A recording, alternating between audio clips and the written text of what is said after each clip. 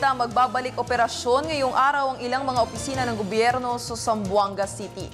Ito'y matapos ang halos 3 linggong bakbakan sa pagitan ng militar at Miswari faction.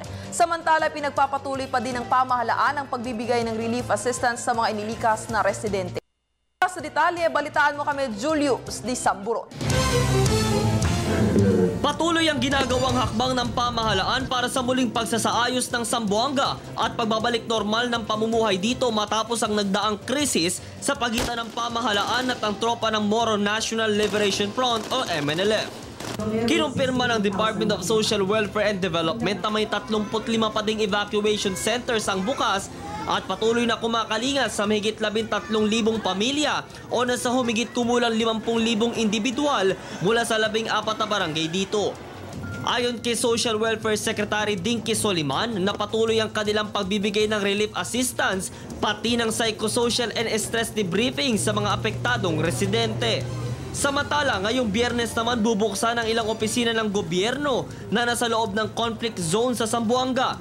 Ito'y matapos ibalik ng militar at pulisya sa lokal na pamahalaan ang pamamahala sa mga opisina sa lugar.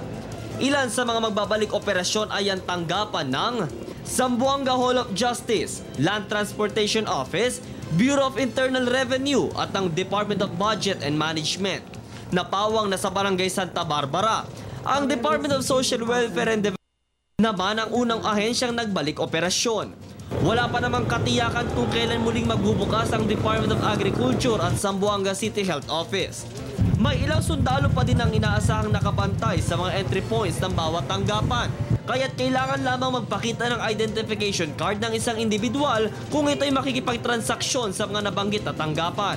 Base sa pinakahuling clearing operations ng PNP at AFP, ilang unexploded ordnance at mga bangkay ang na-recover mula sa sentro ng bakbakan. Pagsisiguro naman nilang patuloy pa din ang kanilang pagbibigay seguridad sa mga residente nito upang hindi maulit ang nasabing gulo.